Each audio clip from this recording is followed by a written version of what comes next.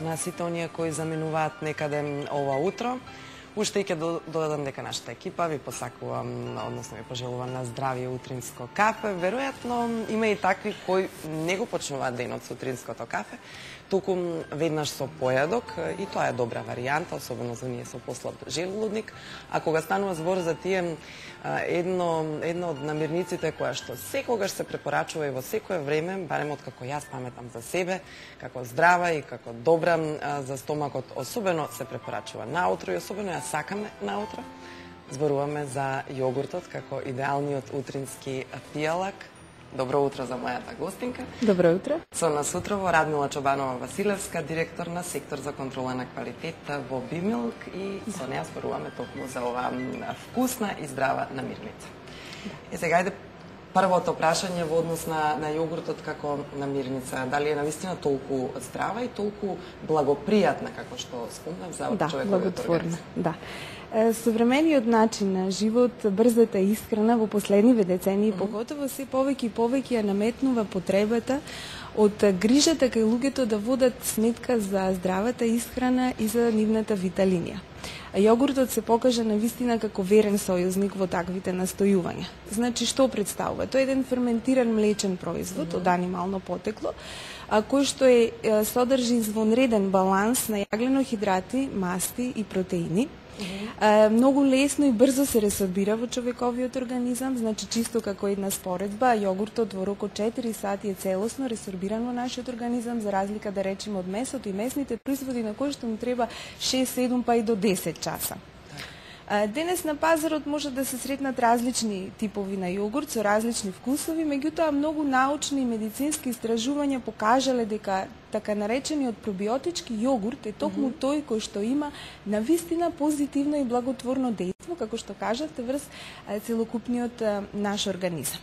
Че представува една здрава намирница, ферментиран производ, како што напоменав, еден богат и значаен извор на многу калциум, протеини, потоа цинк, јод, рибофлавин, витамин B2, B5, B12, така да конзумирајќи една чаша на јогурт секојдневно внесуваме значителна витаминска доза, која што е клучна за за образување на нашиот метаболизам, за зајакнување на нашиот имунолошки систем, за подобрување на цврстината на коските и така натаму. Така, ќе се задржиме малку подоцна повеќе на тие бенефити и ефекти од редовното консумирање на јогурт, особено овој пробиотичкиот.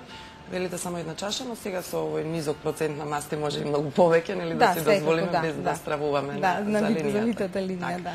Сакам да ве прашам, бидејќи верувам дека сите гледачи во последно време слушнале или пак прочитале на производот во врска со пробиотикот.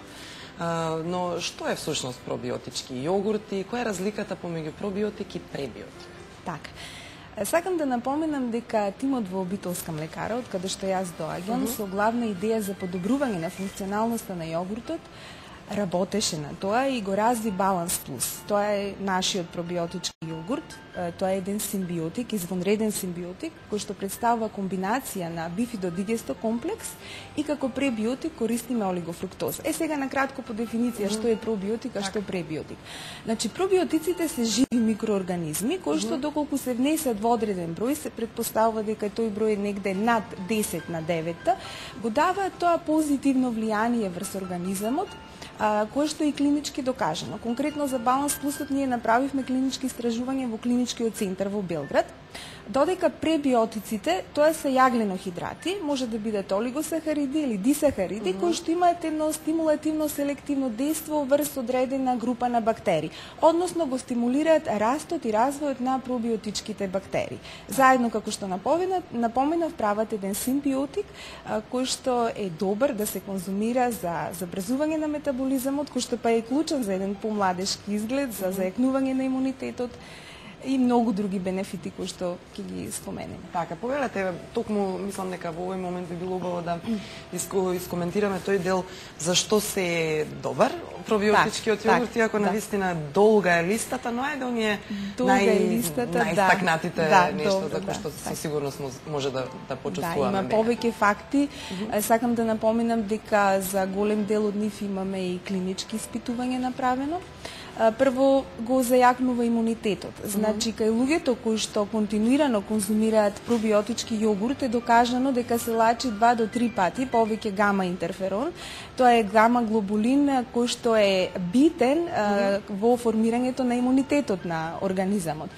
Исто така, некои истражувања покажале дека редовното конзумирање на јогурт го поттикнува и намалувањето на телесната маса, поготово во делот на половината, затоа што калциумот го забрзува метаболизамот на мастите и не дозволува слепување и таложење на масните клетки. Се препорачува во превенција на остеопорозата, болест која што според статистиката денес ја напаѓа секоја трета жена и секој 8 маж. Исто така треба да се охрабрува и младата популација во стекнувањето на здрави навики и замена на тие газирани пијалоци со овие ферментирани здрави млечни пијалоци, затоа што богатството на калциум овозможува правилен раст и развој кај нив, значи кај младата популација, кај децата и адолесцентите. Докажано исто така дека калциумот од јогуртот ја зголемува и густината на коскената маса. Има некои испитувања кои што покажуваат дека јогуртот овозможува и намалување на високиот крвен притисок, затоа што го стимулира излачувањето на солта од организамот. Поготово е добар да го конзумираат и луѓе кои што се на подолга антибиотска терапија заради превенција од појава на диареја и заради воспоставување на рамнотежа на цревната микрофлора. Значи, со конзумирањето на ваквите пробиотички ферментирани производи се намалуваат тегобите кои што ги имаме во дигестивниот тракт. Значи, ја регулира работата на желудникот, рамнотежа на цревната микрофлора, намалува подоеноста во стомахот, овозможува редовна столица и секако воспоставува една правилна функција на целиот интестинален тракт. Докажано е дека јогуртот се препорачува и за убава и здрава насмевка, затоа што спречува појава на парадентоза, спречува гингивит, а докажано е дека го намалува нивото на хидроген сулфат кој што е причинител на тој непријатен здив во устата. Јогуртот е добро да го конзумираат и спортистите после напорните тренинзи, затоа што е еден извонреден пијалок кој содржи многу протеини, кои понатаму се разградуваат во организамот до аминокиселини, кои што овозможуваат опоравување на мускулатурата.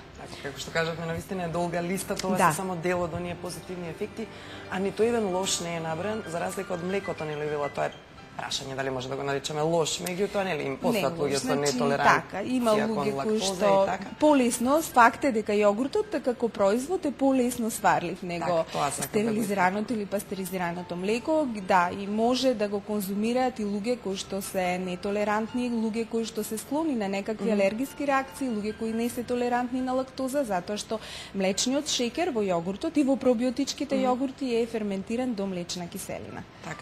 Сакав уште нешто да ни откриете, бидејќи тоа е она што всушност вие го работите, нели, во компанијата од каде што ни доаѓате таа контрола на квалитетот. Како да знаеме да го направиме вистинскиот избор во смисла на тоа како да бидеме сигурни дека токму она што е напишано го има, нели, внатре, го содржи производот, дали рокот на траење има некаква врска со квалитетот на производот и такви некои ситни замки во кои што паѓаме ние потрошувачите. Да. Како што споменав, значи позитивното и благотворно дејство тие култури го имаат само доколку како живи микроорганизми се внесат во организамот. Многу е битно, еве како една моја препорака до купувачите, кога купуваат јогурт, без разлика дали е пробиотички или овој класичниот јогурт, да внимаваат на декларацијата, значи доколку пишува термизиран јогурт, тоа значи дека живите култури после ферментацијата поминале некој термички третман кој што нив ги уништува. Така да можам да ги охрабрам купувачите да не толку се држат на должината на рокот. Значи битно е да има внатре живи микроорганизми кои што ќе бидат активни и кои што ќе придонесат кај нас за подобрување на метаболизамот, за јакнување на имунитетот и за сите тие бенефити кои што претходно ги споменав. Така. И сосема за крај, бидејќи сега настојувате да ги потсетиме, нели, потрошувачите и воопшто луѓето кои што консумираат на стариот добар јогурт, Најавувате и некои хепенинзи, дел од нив веќе се случија, Да, дел се случија на 13 мај, тука во Скопје, во градски парк во Школка, беше организиран еден хепенинг, балансираме заедно, кој што имаше и забавен и едукативен карактер. И еве една информација до вашите гледачи дека таков тип на забави, можам да кажам слободно забава, да, имаше многу музички гости, ќе бидат организирани и во Битола и во Охрид. Така, накнадно ќе најавиме точно кога. Да, ќе најавиме и ќе ги поканиме да бидат наши гости. Така, Радмила, ви благодарам што утро ето дојдовте време да позборуваме токму за јогуртот, како рековме, идеален избор за утринска храна, односно појадок, нели? Така, со оглед на тоа дека ова е утринска програма, верувам дека ќе им користи на гледачите. Ви благодарам што бевте наша. Ви благодарам и вас на поканата.